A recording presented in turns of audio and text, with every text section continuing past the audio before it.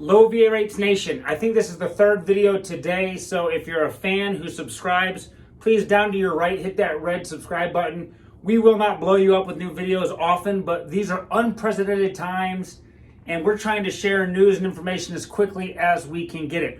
This video, listen, I'm not going to talk about the coronavirus a ton, but there's just no way not to bring it up a couple times in this video. This video is in response to a plethora of questions that we're getting on our Fed rate cut video. We just uploaded it, I think, a day or two ago, and there's over 8,000 views. It's on everybody's mind, and here's the question that people are asking. If the Fed, if the Fed cut rates all the way down to zero, we know this. The Fed cut rates to 0%. It's amazing, right?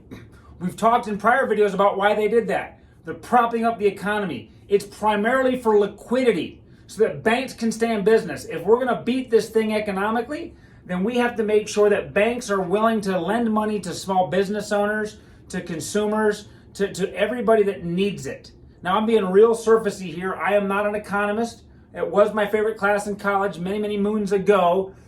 But I'm going to speak to you guys like I always do, and that is from the heart, unscripted. It's not real fancy or pretty, but I hope that I can speak to you on a level where you're going to say, aha, that makes a little sense. You're not going to like it, and you're going to be frustrated just like I am.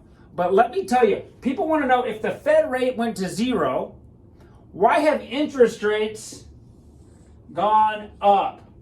They have, okay?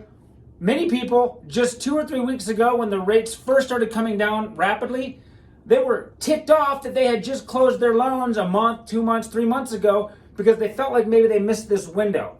First of all, interest rates today, what's the date? I'm losing track of time. March 18th. Interest rates are now back to where they were 6 or 7 months ago, mid-2019. This doesn't make sense to most of you guys, and it wasn't even making sense to me. Here's how I've come to understand it after talking to some experts, and again, I'm going to speak real clearly here. One thing I do remember from economics class back in the day is supply and demand. For example, if you go into a car lot, this is going to be my car, right? That's kind of a hideous looking car. Who even knows what I'm drawing there, okay? We won't go there right now. Here's a car, okay? You go into a car lot, that looks like a car, right? You go into a car lot and you've only got, let's say, here's a car, here's a car, here's a car. You have 3 cars, but you got 10 people that want to buy those cars, okay? 10 people want to buy these 4 cars.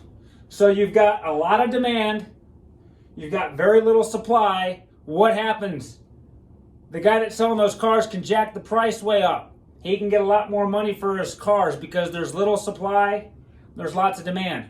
Well, keep that thought going. The inverse is happening right now with treasuries, treasury bonds, and mortgage bonds, okay?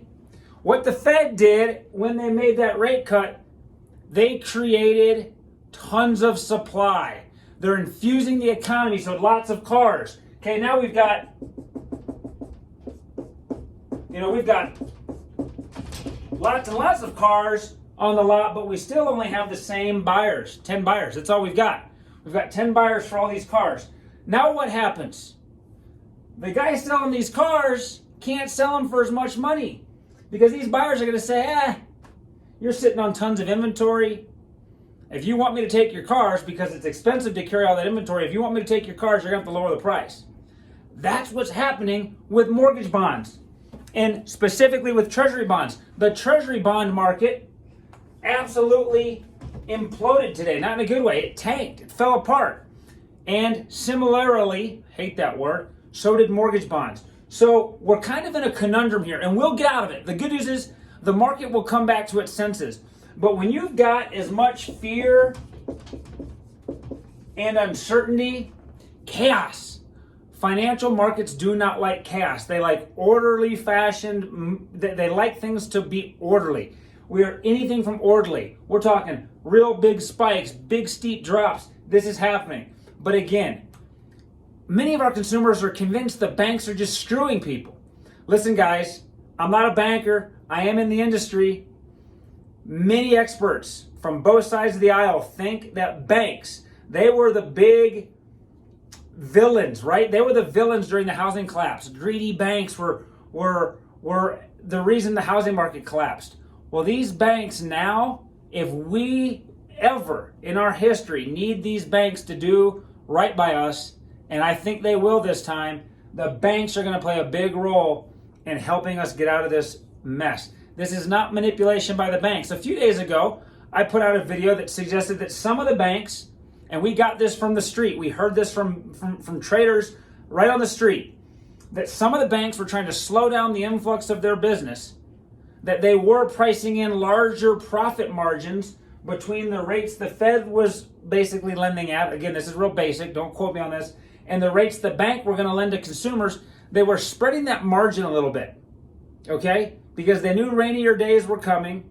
They could not deal with all the business they had. That's not what happened today. It's again, this is that uncertainty and that chaos. Every day it's a different explanation, it's a different story.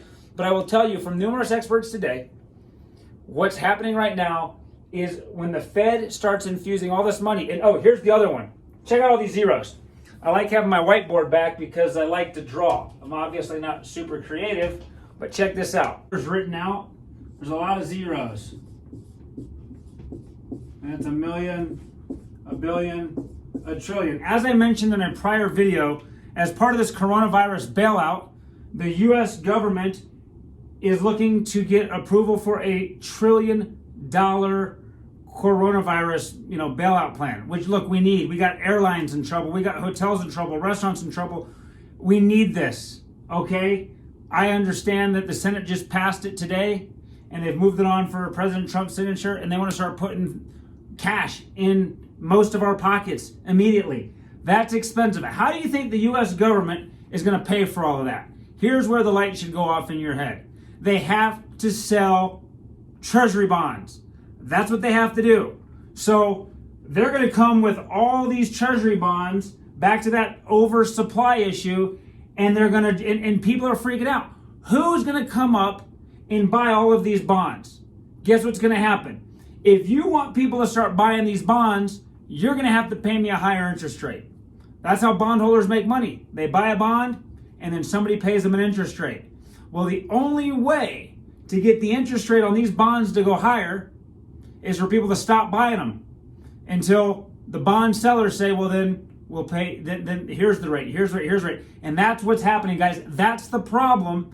And until that gets fixed, interest rates may continue to move higher. This is unprecedented. I was just in my office before I started reading this video. I love CNBC. You can get your financial news wherever you want, but I can't even give you all the adjectives that these experts and these traders, the people are saying, look, here the Federal Reserve is doing everything they possibly can to get interest rates as close to zero as they can. We need that. But the bond market had its worst day ever, and it's like the Fed's hands are tied. They're tied unless they come up with other ways to do this. Now, people are also fearful. People that want to buy these bonds, though the U.S. government is very unlikely to ever default on their bond payments, until we have some calm and we have some optimism back in this country, you're going to continue to see this disconnect. I hope it doesn't last long. The only way out of this, economic, probably depression that's coming. And again, I'm trying to be optimistic. I'm also trying to be honest. I pray that I'm wrong. But if we go much further down, I just read today that movie theaters are asking to be a part of the bailout because they've had to close. Then you're going to have shopping malls. You're going to have schools. Private schools. And everybody's going to want a handout. That's where the fear of the risk is coming, because we can't save everybody as a country. There's going to be winners and there's going to be losers. Okay? But until we have a better idea of what's happening, it's going to be hard to say which way things go. So be patient.